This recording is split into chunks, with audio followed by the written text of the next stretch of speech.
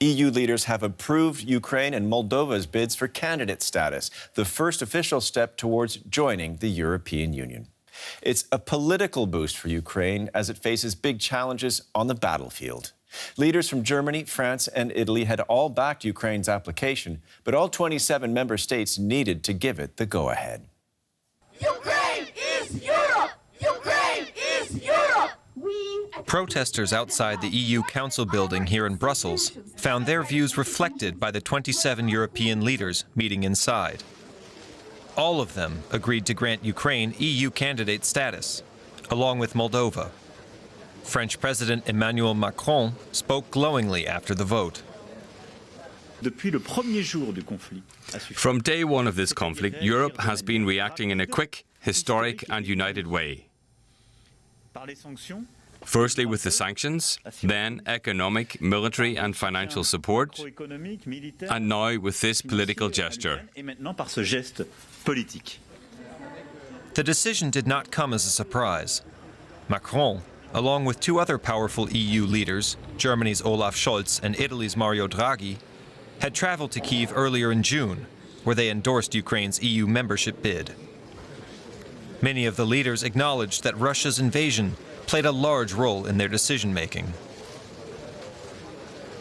This put the whole European Union in such a motion that what we see is a result of totally new, I would say, atmosphere within the European Council. I would say this is a new European Council at this moment. It's clear Ukraine will have to fulfill a long list of criteria before being able to enter the Union. A process that could take years, even decades. But the possibility of a lengthy wait didn't dampen the spirits of Ukraine's president, who thanked the Council via video link. I believe that the flag of the European Union will fly in every Ukrainian city that we have to liberate from Russian occupation. The Ukrainian and European flags will be together when we rebuild our country together after this war. EU leaders will also have to discuss whether the Union is even able to welcome new family members anytime soon. Many here in Brussels agree the bloc needs internal reform first, so Europe can compete on the world stage, and believe the war raging on its doorstep makes this even more urgent. And for more on this, I'm now joined by DW Brussels Bureau Chief Alexandra von Namen. Alexandra, tell me, was this step an easy one for the leaders? I think it was not an easy decision for EU leaders, and initially some of them were quite skeptical, saying that they cannot let Ukraine jump the queue, that there are other potential candidate countries waiting for years. And of course, we have to stress that we are talking here about a country actively at war, occupied in many areas by the Russian forces. And it was a remarkable risk for the European Union to make this decision, because the EU is defining itself as a project of peace. But I think that the whole discussion changed after France, Italy and Germany threw their weight behind this idea, convincing others that it is important to send this signal of solidarity to Kiev, and that it is crucial to rebut the Kremlin's claims that Ukraine is their sphere of influence and that Ukraine is not allowed to make their own decisions about their future. Well, by EU standards, though, this decision was really fast.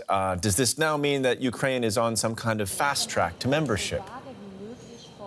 We have been asking this question a lot here in Brussels, and every time we get a clear no, with officials saying that it is important for Ukraine to complete the whole process, to fulfill all criteria, and to strengthen its rule of law and the fight against corruption. And when we look at other candidate states, it is a very lengthy process.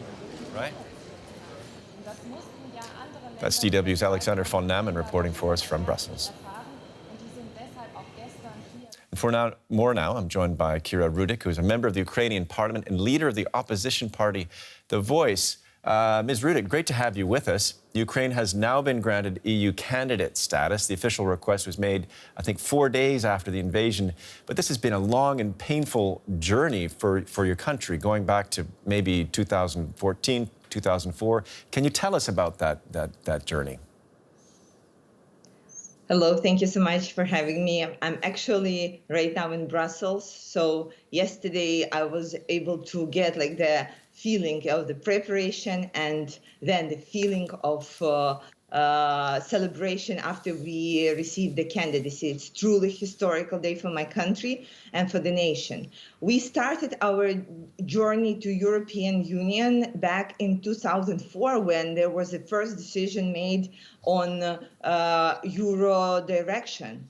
And then the revolution and run of the President Yanukovych happened because he made a personal decision that we would rather join Russia and an alliance with them rather than European Union, and that was not a choice of Ukrainian people.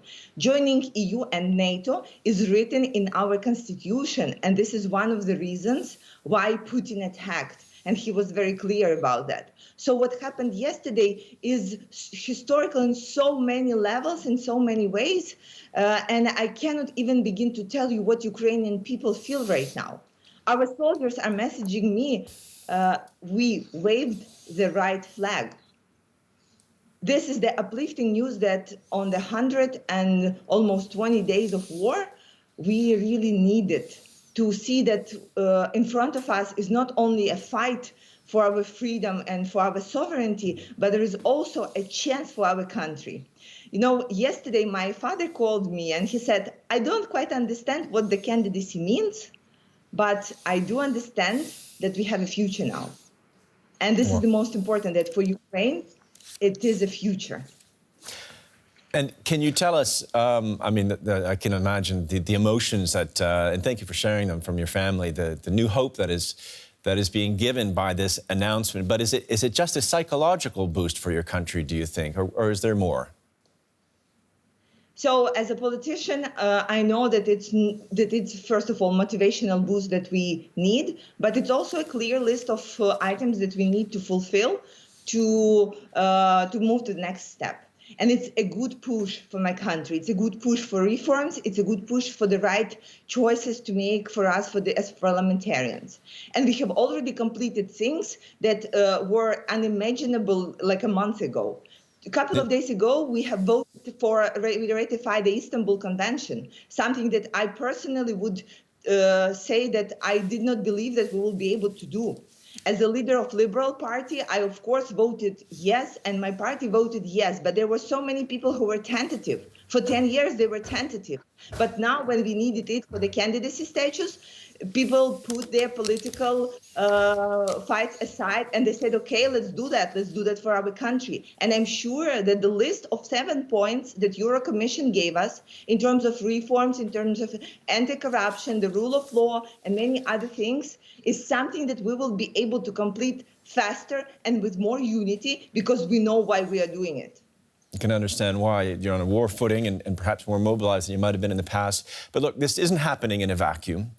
President Zelensky has himself warned in the past that Russia might retaliate against this decision. So can this change the situation? Do you think it can change the course of the war? Will there be any consequences of being admitted that would be negative coming from the Kremlin?